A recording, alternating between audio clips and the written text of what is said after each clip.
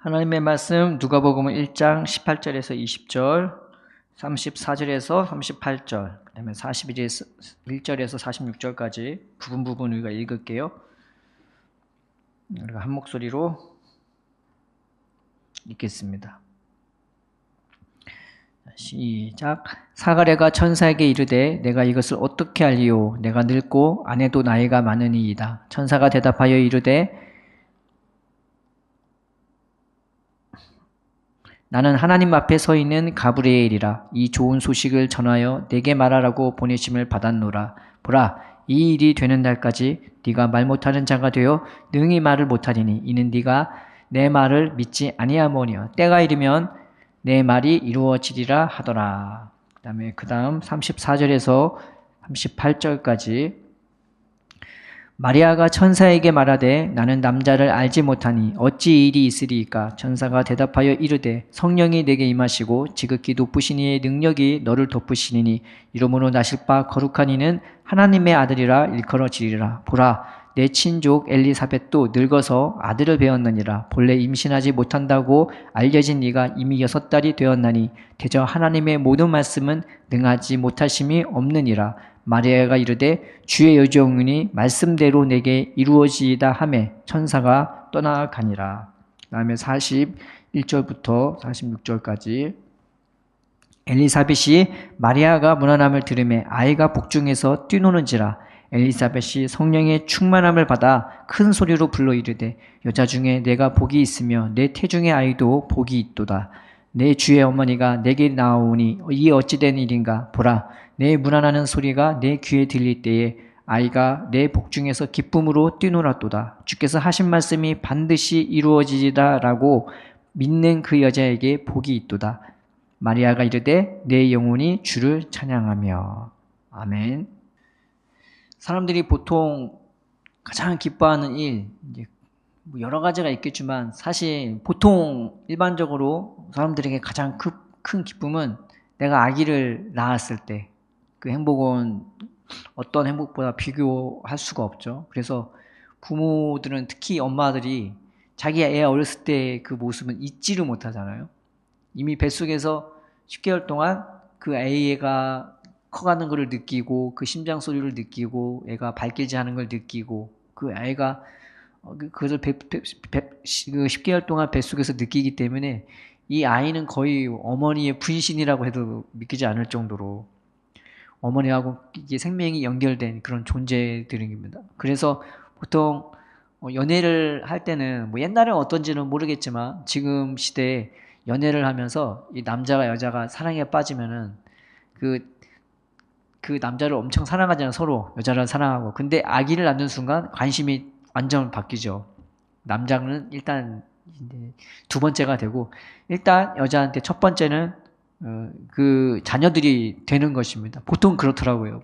그래서 그 관심이 아이들에게 바뀌니까 남자들이 서운해하는 경우도 없지 않아 있는 거죠.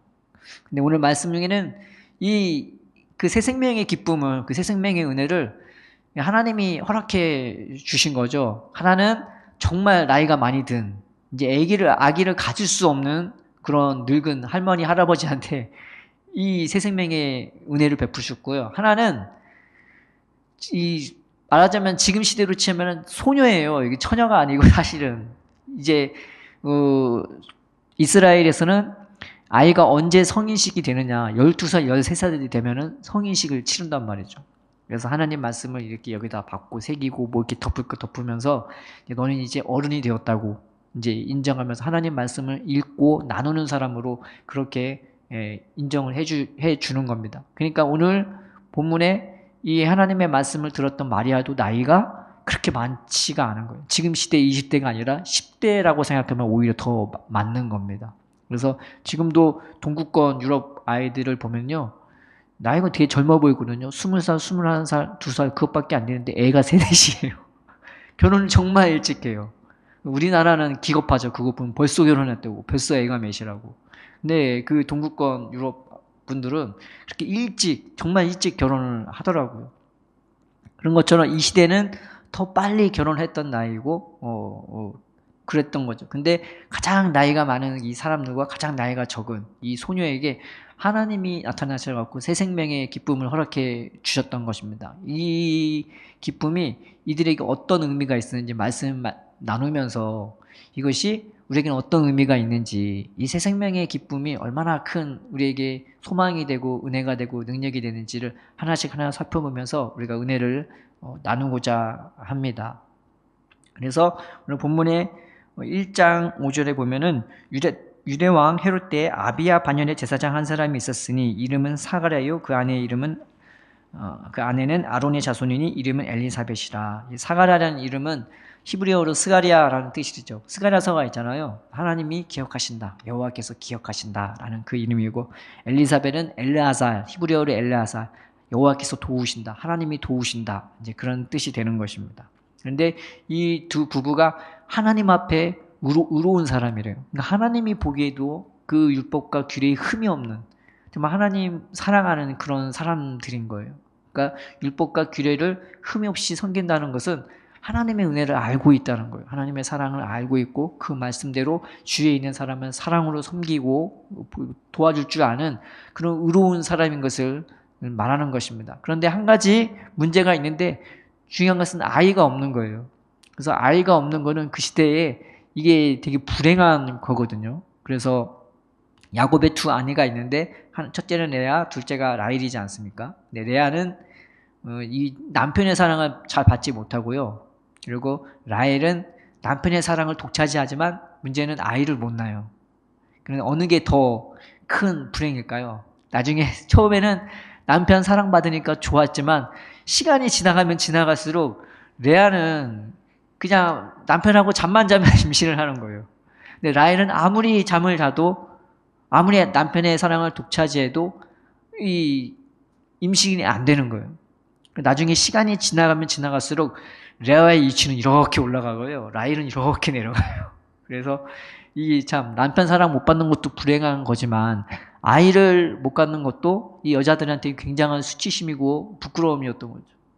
불행이었던 거죠. 아브라함의 아내 사라도 아기를 못 가졌단 말이죠. 그러니까 이게 굉장히 큰 수치심이고 부끄러움이고, 한편으로 하나님이 태를 허락하지 않은, 어떻게 보면 하나님께 버림받은 것 같은 그런 느낌이 들 정도로 굉장히 큰 부끄러운 일이었습니다. 그런데 오늘 본문에 그 부부에게 하나님이 아기를 준다고 그 말씀을 허락하죠. 그래서 하나님이 이 아이가 어떤 아이냐, 15절에 보면 그가 주 앞에 큰 자가 되며 포도주나 독한 술을 마시지 아니하며 모태로부터 성령의 충만함을 받아 이스라엘 자손을 곧 그들의 하나님께로 많이 돌아오게 하겠습니다. 그가 또 엘리야의 심령과 능력으로 주 앞에 먼저 와서 아버지의 마음을 자식에게, 거스리는 자를 의인의 슬기에 돌아오게 하고 주를 위하여 세운 백성을 준비하리라 라고 나와 있어요. 말하자면 성경에서 하나님께서 내가 너에게 한 사람을 보낼 거야, 한 구원자를 보낼 거야. 그래서 세상 그 어떤 나라도 꺾지 못할, 오히려 그 모든 나라를 이기고 아주 강력한 나라를 내가 세워줄 거라고, 모든 나라의 칭찬과 명성을 얻는 내가 구원자를 세워줘서 그런 나라를 세울 거야 라는데, 그 나라를 미리 준비하고 예비하는 자녀를 준대요. 이거 엄청난 거죠. 하나님 나라의 1등 개국 공신을 지금 이 스가랴와 엘리사벳에 준다는 겁니다. 그러니까 사가랴가 오늘 읽었던 본문에 뭐라고 나왔냐면, 사가랴가 천사에게 이르되 내가 이것을 어떻게 알리요? 내가 늙고 아내도 나이가 많으나이다. 이 어떻게 알리요? 라는 말은 그러면 어떤 방법으로 이 아이를 갖습니까? 라는 말이 아닌 것이에요. 이거는 부정의 반응인 거예요. 하나님, 난 나이가 많은데 어떻게 아이를 갖냐고, 그 말도 안 되는 소리 하지 말라고, 이제 그런 소리를 하는 겁니다. 그러니까 이 하나님의 은혜가, 지금 이분이 성경을 모르겠냐고요. 성경을 정말 달달달 외울 정도로 하나님의 말씀에 빠삭한 사람이고 늘 기도하는 사람이고, 그럼에도 불구하고 이 하나님의 은혜가 얼마나 크고 놀라운지 이 말을 들을 때 믿기지가 않은 겁니다. 하나님의 은혜는요, 내가 아무리 기도 많이 하고 내가 아무리 하나님의 말씀을 달달달 외우는데도 그 사람에게조차 믿기지 않을 정도로 놀랍고 큰 은혜가 되는 것이에요. 그러니까 스가랴가 그 하나님의 큰 말씀 앞에서 이 너무 믿기지 않으니까 이거 어떻게 그런 일이 일어나냐고 반응을 할 수밖에 없는 것입니다. 그래서 이 말씀을 보고 우리는 막 사가랴처럼 그러면 안 돼. 뭐 그렇게 반응할 수도 있겠지만 이 말씀을 보면서 우리가 하나 깨달을 수 있는 것은 하나님의 은혜는 내 생각과 경험과 지식을 초월하는구나. 내가 믿기지 못할 정도로 내게 그 은혜를 베풀어 주는구나. 우리가 생각할 수가 있는 것입니다. 이제 그 말씀이 있는 다음에 천사 가브리엘이 스가랴한테 뭐라고 말하냐면은 천사가 대답하여 이르되 나는 하나님 앞에 서 있는 가브리엘이라 이 좋은 소식을 전하여 내게 말하라고 보내심을 받았노라. 보라, 이 일이 되는 날까지 네가 말 못하는 자가 되어 능히 말을 못하리니 이는 내가 내 말을 믿지 아니하거니와 때가 이르면 내 말이 이루어지리라 하더라. 어떻게 보면 하나님의 안 믿었어? 너 벌 받아 막 그런 것 같아요. 근데 이게 하나님이 이 스가랴한테 해주는 이 말 못하는 은혜는요, 이게 뭐 잘못했어 막 크게 체벌하는 그게 아니라 너 왜 그랬어 하면서 살며시 사랑으로 살짝 때려 쳐주시는 그런 사랑의 제스처가 되는 거죠. 그래서 하나님의 은혜가 뭐냐? 내가 아무리 하나님의 은혜를 알고 기도하고 경험했다 해도 그 사람조차 말이 안 나올 정도로 놀라운 은혜가 되는 것이죠. 그래서 어떤 사람이 로또를 했는데 얼핏 보니까 번호가 자기가 했던 번호랑 비슷하더래요. 그래서 딱 봤는데 3개, 4개가 막 똑같은 거예요. 막 그러니까 그 사람이 막 심장이 두근두근하고 막 그러면서 그 기대하고 딱 봤는데 4개밖에 안 맞았대요. 근데 그때 드는 생각이 뭐냐면 사람이 로또를 맞으면은 심장이 멎을 수도 있겠다라는 심장마비 걸릴 수도 있겠다라는 생각이 들더랍니다. 그래서 어느 유튜브 이경영이 나왔던 유튜브에 보니까 거기서 그날의 프로그램이 뭐냐면은 이 로또를 자동으로 하는 게 잘 맞을까 아니면 본인이 직접 하는 게 잘 맞을까 그 실험을 하는 프로그램이었어요. 근데 그 실험 중에 진짜 로또가 된 거예요. 그러니까 PD가 됐는데 여자 PD가 됐는데 그 여자분이 말을 못해요. 손을 발발발발 떨면서 뭐 어쩔 줄을 모르는 거죠. 그리고 그 주위 사람도 다 놀랐어요. 다 와 하면서 놀라고. 하나님 나라의 은혜가 바로 우리에게 그와 같은 은혜가 되는 것입니다. 새 생명의 은혜, 새 생명의 기쁨, 이것은 우리가 흔히 하는 내 아이를 품는 그것보다 훨씬 큰 생명의 은혜로, 그 기쁨의 은혜로, 내가 믿기지 않는 은혜로, 내가 말도 안 나올 은혜로 우리에게 베풀어 주시는 것입니다. 그래서 하나님의 은혜는요, 너 안 믿었어? 또 벌 받아. 그게 아니라 그런 자라도 품어주시고 사랑으로 붙들어 주시면서 그 사람을요, 사랑으로 은혜로 그 기쁨을 퍼부어주려고 준비하고 예배하고 실행해 주시는 그런 은혜가 되는 것입니다. 우리도 예수님 안에서 새 생명을 주시려고 부름받은 자들입니다. 그 새 생명 되신 예수님이 그저 마리아 안에서만 태어나는 것이 아니라 그 예수님을 준비하는 그 스가랴와 엘리사벳을 통해서만 태어나는 것이 아니라 우리 속에도 새롭게 잉태되도록 이게 부름받은 자들인 것입니다. 우리가 하나님 앞에 기도하기를 하나님, 이 믿기지 않은 은혜, 이 말도 안 나올 정도로 떨리고 기뻐하고 감사할 이 은혜를 우리에게 베풀어 달라고, 우리도 주님과 함께 이 기쁨에 동참할 수 있게 달라고 우리가 주님 앞에 사모하는 마음으로 기도했으면 좋겠습니다. 주님이 이 기쁨의 복음을 너희도 하나님의 백성이다, 너희도 하나님의 자녀다, 하나님의 너희를 얼마나 사랑하시는데, 그러면 세상의 모든 것이 다 나에게 복이 된 것을 우리가 깨닫게 되는 거죠. 심지어 슬픔도 가난도 무지도 못 배운 것도 주 안에서는 다 복이 되도록 오히려 주님만을 사모하고 주님만을 사랑하고 주님의 은혜와 사랑을 해서 보호받는 우리로 부름받은 도구가 될 수 있다는 것을 하나님은 능히 우리에게 가르쳐 주시고 보여줄 수 있는 것입니다. 그래서 이 새 생명의 기쁨을 우리에게 복음으로 이게 가르쳐 주신 거죠. 복음의 첫 발은요, 딴 게 아니라 예수님이 태어났다는 거예요. 새 생명을 우리에게 부어 주셨다는 것이 되어지는 것입니다. 그래서 이 기쁨 가운데서 이제 두 번째 이제 하나님의 또 새 생명의 기쁨을 누구한테 주는 거냐면은 처음에는 이 스가랴와 엘리사벳도 놀랄 정도로 기이하고 놀라운 은혜였다면 두 번째는 이 마리아라는 소녀에게 하나님이 나타나신 것입니다.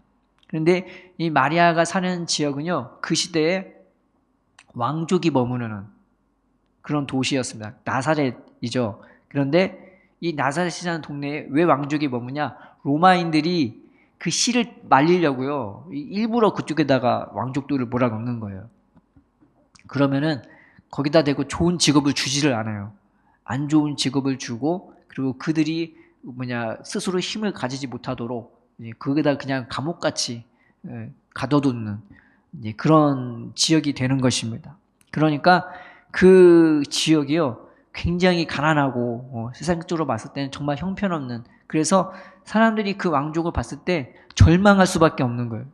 여기에서 무슨 그리스도가 나, 여기에서 무슨 왕족이나 라고 생각할 수밖에 없는 굉장히 비참한 도시가 되는 거죠. 근데 마리아는 그곳에서 자라고 그곳에서 생활하고 있는 것입니다. 그래서 지금의 마리아 그 사원이 있거든요. 아기를, 예수님을 가졌던 사원이 있는데, 겉으로 보면은 굉장히 멋있는 그 예배당처럼 이렇게 보여요. 근데 안에 딱 들어가잖아요. 지하인지 1층인지 그걸 내려가면요, 그 마리아가 예수님을 이렇게 품었던 예수님의 그 탄생, 그 고지를 받았던 그 장소가 있는데, 그 장소가 놀랍게 동굴이 되는 거예요. 그러니까 그 시대에 너무나 못 사니까 집을 얻을 수 있는 그런 형편조차 안 되는 거예요. 그러니까 동굴에다가 자기 집을 얻는 거죠. 그러니까 마리아는 그 당시에 보면은 너무나 소망도 없고 힘도 없고 여력도 없고 재물도 없는 정말 가난한 동굴에서 이 천사가 거기까지 찾아오게 된 겁니다. 이제 결혼을 앞두고 있는 이 마리아에게 하나님이 나타나서 이 연약하고 연약하던 소망 없는 소녀에게 나타나셔갖고 내가 하나님이 너에게 하나님의 아들을 잉태할 수 있게 할 거라고 말을 한 겁니다. 굉장히 놀라운 거죠. 근데 그 아들이 어떤 아들이냐? 하나님의 아들이래요. 그리고 그 아들이 어떤 아들이냐? 하나님이 말씀하신 그 그리스도가 된대요. 세상에 우리에게 구원을 주시고 하나님의 나라를 세울 그 그리스도가 된다는 것입니다. 그래서 이게 굉장히 놀랍고, 또 이 말씀이 있죠. 32절에 그가 큰 자가 되고 지극히 높으신 이의 아들이라 일컬어질 것이요 주 하나님께서 그 조상 다윗의 왕위를 그에게 주시니 영원히 야곱의 집을 왕으로 다스릴 것이며 그 나라가 무궁하리라. 그렇게 얘기하는 것입니다. 아무 소망 없는 정말 연약한 이 소녀에게 하나님이 나타나 주셨어요. 그러면서 하나님 하신 말씀이 은혜를 받은 자여 주께서 너와 함께하고 있다고. 너 혼자가 아니야. 하나님이 함께하고 있고 보고 있고 늘 네 곁에 계셨었어. 근데 네가 하나님의 택함을 받았다. 그래서 하나님의 아들을, 그 영원한 하나님의 나라를 다스릴 왕을 하나님이 너에게 선물로 주실 거야 라고 말씀하는 것입니다. 그래서 마리아가 대답하죠. 34절에 마리아가 천사에게 말하되 나는 남자를 알지 못하니 어찌 일이 있으리까. 이게 아까 스가랴의 대답과 좀 다른 거예요. 스가랴는 부인도 나이가 많고 나도 나이가 많은데 어떻게 이런 일이 일어나냐고 부정적인 말이었다면은, 이 마리아는 아직 남자하고 자본 적도 없으니까, 그러니까 몰라서 물어보는 거예요. 궁금해서. 그럼 어떤 방법으로 하나님 그 아이를 나에게 주시는 겁니까? 나는 아직 남자하고 잠자리를 가져본 적도 없는데요 라고 물어보니까 천사가 하는 말이 이제 35절의 말씀이 되는 겁니다. 천사가 대답하여 이르되 성령이 내게 임하시고 지극히 높으신 이의 능력이 너를 덮으시니 이러므로 나실 바 거룩한 이는 하나님의 아들이라 일컬어지리라 라고 말한 겁니다. 여기서 임한다는 것은 굉장히 강한 자가 그 힘을 갖고 권력을 갖고 그를 붙들어주고 그를 지켜주기 위해 임한다는 거고요. 그러니까 굉장히 큰 은혜와 능력을 보여주는 거고, 덮는다는 것은 그냥 막 덮는 게 아니라 굉장히 살포시 부드럽게 따스하게 덮어주고 안아주는 것을 의미하는 겁니다. 그러니까 외부로는 하나님이 강력하게 지켜주시고요, 내부로는 굉장히 따스한 품으로, 부드러운 품으로 이 마리아를 품어주셔서 네가 그렇게 아이를 임신하게 될 거라고 하나님이 이 마리아에게 정확하게 그 방법까지 말씀해 주시는 것입니다. 이사야 40장 10절 11절에 이런 말씀이 있습니다. 보라, 주 여호와께서 장차 강한 자로 임하실 것이요 친히 그의 팔로 다스리실 것이라. 보라, 상급이 그에게 있고 보응이 그의 앞에 있으며 그는 목자같이 양떼를 먹이시며 어린 양을 그 팔로 모아 품에 안으시며 젖먹이는 암컷들을 온순히 인도하시리라. 하나님이 우리를 어떻게 인도하시 주시냐? 강한 자로 임해 주셔서 나의 보호자가 되어 주시고, 그리고 우리는 품에 품으시고 안으셔서 그렇게 인도해 주실 것이라고 성경은 말하고 있는 것입니다. 근데 그런 은혜를 지금 이 마리아에게도 동일하게 베풀어 주면서 앞으로 그런 일을 하실 예수님을 품는 도구로 이 마리아를 택해 주신 것입니다. 그래서 이게 굉장히 놀라운 거잖아요. 하나님이 나를 나같이 소망도 없고 비천한 이 연약하디 뭐 인생의 하루하루 앞날이 그냥 어둠뿐이고 슬플 뿐인 이 비천한 소녀에게 나타나셔갖고 하나님이 너와 함께 하셔. 하나님이 너를 사랑하셔. 지극히 이의 능력이 너에게 임하고 하나님이 너를 그 품으로 품어주실 거라고.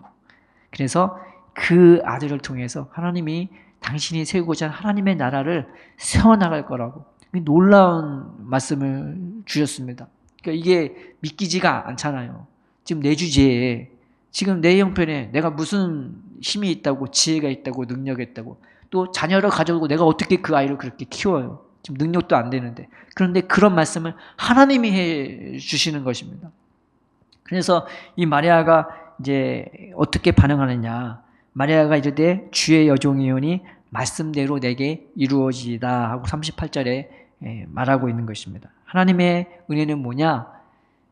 내가 믿기지 않는 은혜이기도 하고 말도 안 나오는 그 놀라운 은혜이기도 하는데 내가 기꺼이 순종하게 만드는 은혜가 되기도 하는 것입니다. 기꺼이 순종케 하고, 왜냐하면 내 주제로 안 될 그 은혜와 생명을 그냥 아낌없이 막 갖다 부어주시니까요. 내가 기꺼이 순종할 수밖에 없는, 믿음으로 순종할 수가 없고 반응할 수밖에 없고 내 삶을 그렇게 드릴 수밖에 없는 은혜가 되는 것입니다. 하나님은 우리를 그렇게 보호해 주시고 그렇게 인도해 주시기를 원하는 것입니다. 이 새 생명의 기쁨을 우리에게 그렇게 주시기를 원하시는 것입니다. 우리도 하나님이 우리를 부르실 때 너 기도 몇 시간에 하고 어떻게 하고 그렇게 하는 거 아니라 내가 너와 함께 하고 있어.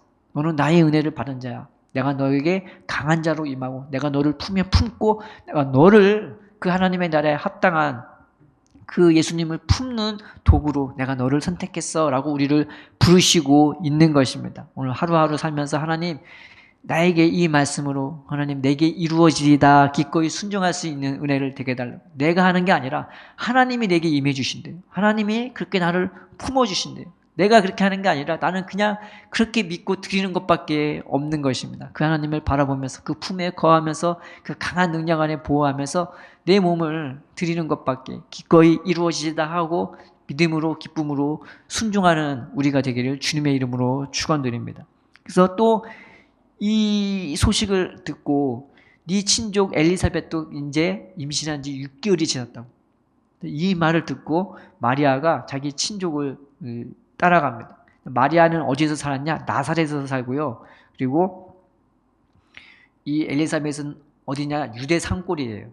나사렛은 그 이스라엘 평지에 있는 그 중간 부분쯤에 있어서 가려면요. 여기서 이쪽으로 가려면 산길을 가야 되는 거예요. 굉장히 험할 수밖에 없는 거죠. 그래서 보통 이 이스라엘 유대 사람들은 이 유대로 갈 때 어떻게 갔냐? 이 산길로 가는 게 아니라 이 요단 계곡으로 내려가고 그 가운데가 사마리아 지역이거든요. 그냥 사마리아에는 상종을 안 한다고 해서 그 지역을 통과하지 않았단 말이에요. 그래서 요단 계곡으로 내려가서 쭉 내려온 다음에 다시 산으로 타고 올라가야 되는 거예요. 굉장히 험한 길이 되는 것입니다. 여자 혼자서 가기에는 굉장히 험악한 길이에요. 근데 얼마나 이 마리아가 기쁨이 가득한지 그리고 믿음이 가득한지 하나님이 친히 하나님의 아들을 그 품에 잉태케 한다니까 이거 얼마나 믿음이 충만하고 얼마나 겁이 없겠어요. 하나님이 나와 함께하고 천사 가브리엘을 직접 보냈는데 그래서 그 소식을 듣자마자 바로 그 몇 날 며칠을 걸려서 이 엘리사벳한테 갔던 것입니다. 그런데 갔더니 어떤 일이 일어나냐. 그 마리아가 들어오자마자 엘리사벳의 그 뱃속에 있는 아기가 그 안에서 막 뛰놀기 시작하는 거예요. 성령이 강권적으로 역사하니까 막 그 아기조차 막 뛰놀고요. 그리고 그것을 보자마자 엘리사벳은 성령의 충만함을 받아서 이게 얼마나 감사한지. 왜냐하면 하나님의 자녀를 품은 그 주의 어머니가 같이 오니까, 그 주님과 그 주의 어머니가 같이 오니까 그걸 보자마자 막 성령이 충만한 거고. 그래서 그 앞에서 막 외치기 시작해요. 너무 기쁨에 겨웠고 감사에 겨워갖고 그 하나님에 대한 감사와 그 하나님에 대한 기쁨을 막 말로 외치기 시작하고요. 그 장면에서 하나님이 확실한 증거로 정말 나이 많은 여자, 이 두 여자가 잘 안 어울리거든요. 하나는 굉장히 고귀한 신분이에요. 그 당시로는 뭐 좋은 옷 입고 그리고 하나님 말씀 잘 행하는 굉장히 고귀하고 존귀한 신분의 대제사장 신분이고, 하나는 나사렛에서 형편없는 신분이란 말이에요. 그런데 안 어울리는 두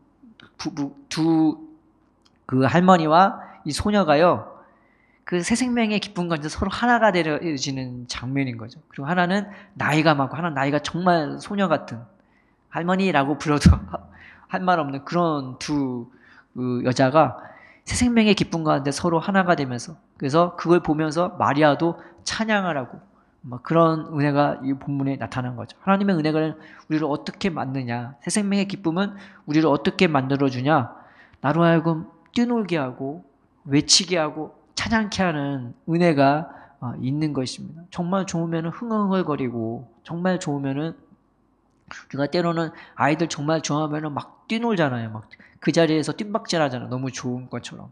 진짜 은혜를 받고 내 마음에 기쁨이 확 열리면요, 그런 일들이 일어나게 되더라고요. 저도 모르게 막 춤추고 뛰놀고 찬양하고 외치고 막 좋아서 어쩔 줄을 모르는 것입니다. 새 생명의 기쁨은 이 두 여자에게 그런 기쁨을 동시에 갖다 주면서 서로 하나 되게 되고 서로 사랑하고 존중하는 모습으로 그 자리에 천국이 임하는 장면이 연출되게 되어집니다. 이 일이 있은 다음에 이 마리아가요, 여기에 얼굴 보고 그냥 간 게 아니라 세 달을 같이 해요. 석 달을 같이 했다는 것은 그 엘리사벳이 임신해서 그 아이를 잉태할 때까지, 거의 잉태 직전이나 잉태할 때까지 이 마리아가 옆에서 같이 수발을 들어줬다는 것을 의미하는 겁니다. 주의 어머니가 기쁨에 겨워서 사랑에 겨워서 그 할머니를, 나이가 든 할머니를 자기가 직접 같이 있으면서 돌봐주고 보호해줬다는 것을 의미하는 것입니다. 굉장히 아름다운 장면인 거죠.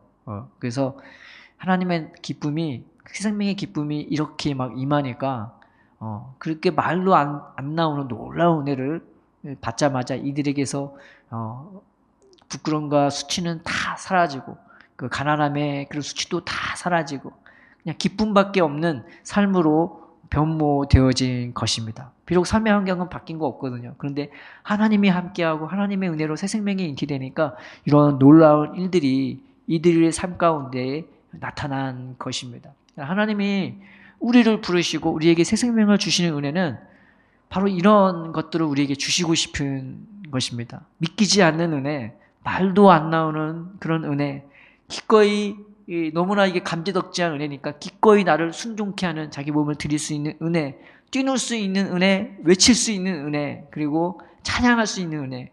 그 찬양이 성경에 보면은 이 깊은 울림으로 나오는 찬양이래요. 내 영혼이 주를 찬양할 때 할 때 그 찬양이 깊은 속에서 흘러나오는, 너무나 기쁨에 겨워서 감사에 겨워서 나오는 찬양이 되는 것입니다. 하나님은 그런 기쁨을 우리에게 주시기를 원하고 그런 찬양을 우리에게 주시기를 원하셔서 우리에게 이 새 생명을 부어주시려고 우리를 부르신 것입니다. 단지 엘리사벳에게만, 단지 마리아에게만 준 것이 아니라 예수 안에 있는 우리들에게도 이 동일한 기쁨을 주시기 위해서 하나님은 우리를 부르신 것입니다. 그래서 주 안에 있는 자들의 가장 큰 특징 중에 하나가 바로 기쁨이 되는 것입니다. 주 안에서 기뻐하라. 항상 기뻐하라. 내가 너에게 말하노니 주 안에서 기뻐하라 라고 사도 바울이 권면하고 항상 기뻐하라고 또 사도 바울이 말하고 있지 않습니까? 그래서 기쁨으로 모든 견딤에 이르게 하시고 너무나 기쁘고 감사하니까 내가 말도 안 나오는 믿기지 않는 이 은혜를 우리에게 부어주시니까 내 삶이 비록 초라하고 연약할지라도 내 삶이 비록 나이가 들어서 어떤 소망도 없는 자라 할지라도 그 주님 주신 기쁨 때문에 이제는 감사할 수 있고 기뻐할 수 있고 찬양할 수 있는 자가 되어지는 것입니다.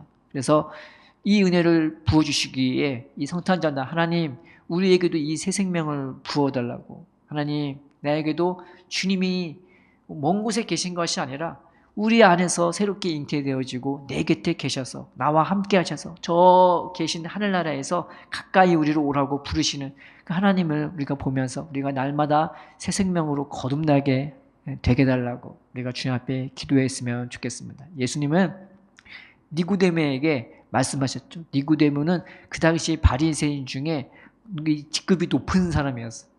근데 그 니고데모에게 말하기를 네가 공부를 좀 더 해야 돼 이 말이 아니라 사람이 새롭게 태어나지 않으면 하나님 나라에 들어갈 수 없다라고 말하는 거죠.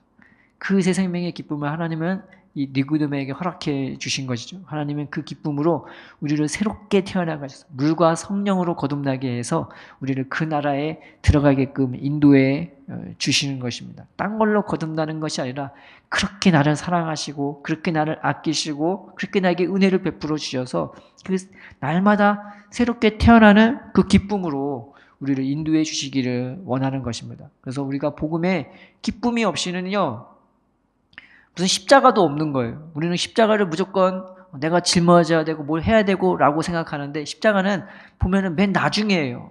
그래서 복음의 시작은 기쁨이에요. 기쁨으로 충만해지고 은혜로 충만해지고 사랑으로 충만해지면 그때서 십자가 지는 거지. 은혜도 없고 기쁨도 없고 아무것도 없는데 십자가 지겠다고 하면 주님이 오히려 말립니다. 아서라 금을 찢어진다 하고 주님이 말리세요. 우리는 먼저 그 은혜를 먼저 하나님 내가 보기 원합니다. 듣기를 원합니다. 먹기 원하고 마시기 원하고 만져지기를 원합니다. 내 마음으로 기쁨에 겨워서 춤추고 뛰놀 수 있는 이 새 생명의 기쁨을 2000년 전에 엘리사벳과 마리아에게 뿐만 아니라 우리에게도 허락해 달라고. 이 성탄절 이제 며칠 안 남았는데 이 며칠 동안 우리가 이런 소망을 가지고 이 새 생명으로 우리가 날마다 잉태되어지게 해달라고. 지극히 그 능력이 나를 임하시고 그 능력이 나를 덮어주는 이 은혜로 우리 속도 새로워지고 그리고 우리조차 하나님 안에서 새롭게 잉태되어지는 우리가 되게 해달라고 우리가 그렇게 기도하고 또 25년도 을사년에 그런 은혜가 동일하게 우리에게 임하게 되달라고 그래서 하루하루 그렇게 주님의 은혜 안에서 새롭게 태어나는 저와 여러분 되기를 축원드립니다. 2025년도에 교회에 보통 표어가 있거든요. 근데 우리 교회는 믿음으로 세워지는 교회. 저는 그렇게 정하고 기도하고 있습니다. 그래서 믿음은 뭐냐? 내가 열심히 믿는 그게 믿음이 아니라 하나님이 나를 사랑하는 그 사랑을 믿는 게 이제 그게 이제 믿음인 것입니다. 그것을 아는 것, 지식적인 알매 아니라 주님과 교제하고 인격적으로 경험적으로 그 주님을 알아가고 경험하는 것이 그러면서 생겨진 것이 바로 믿음이 되어진 것입니다. 우리 성익교회가 순복음 성익교회가 이렇게 날마다 새 생명의 기쁨 가운데 믿음으로 세워지는 교회가 되기를 바랍니다. 그래서 하나님 우리가 날마다 새롭게 태어나게 해주세요. 딴 걸로 새롭게 태어나는 것이 아니라 하나님으로 말미암아 여전히 나를 보고 있고 함께하고 있고 말씀하고 있고 붙들고 있고 강한 자로 임하시고 부드러운 깃털처럼 우리를 품어주시는 그 그늘처럼 임하시는 그 하나님의 은혜와 사랑 안에서 우리가 날마다 거듭나고 날마다 뿌리 내려지고 남이 보지 못하는 걸 보고 들을 수 있고 만질 수 있고 먹을 수 있는 우리가 되게 해달라고 그 안에서 자라갈 수 있는 우리가 되게 해달라고 기쁨에 겨워 살아갈 수 있는 우리 신앙생활이 되게 해달라고 주님 앞에 사모하고 기도하고 간구하는 저와 여러분 되기를 예수님의 이름으로 축원드립니다. 기도하겠습니다. 살아계신 하나님 아버지 감사합니다. 이 놀라운 은혜를 우리에게도 동일하게 허락하여 주시옵소서. 아무 소망이 없었던 너무나 불쌍했던 엘리사벳에서 나타나시고 또 하나님 마리아에게도 그 새 생명의 기쁨을 아무 소망 없는 비천하디 그지없는 이 마리아 어린 소녀에게도 나타나서 이 놀라운 소망을, 이 놀라운 은혜를 베푸신 주여, 이 은혜를 우리들에게도 허락하여 주시옵소서. 하루하루 주님 때문에 웃을 수 있고 기뻐할 수 있고 감사할 수 있고 떨리는 마음으로 흥분에 겨워 감사에 겨워 기뻐하고 감사하고 찬양하며 하나님 은혜에서 날마다 거듭날 수 있는 우리가 되게 하여 주옵시고, 2025년도에도 이 은혜로 말미암아 하루하루가 하나님 기쁨이 되고 감사가 되고 축제가 될 수 있도록 우리의 삶을 주께서 주관하시고 주께서 인도하여 주시옵소서. 예수님의 이름으로 감사하며 기도드립니다. 아멘.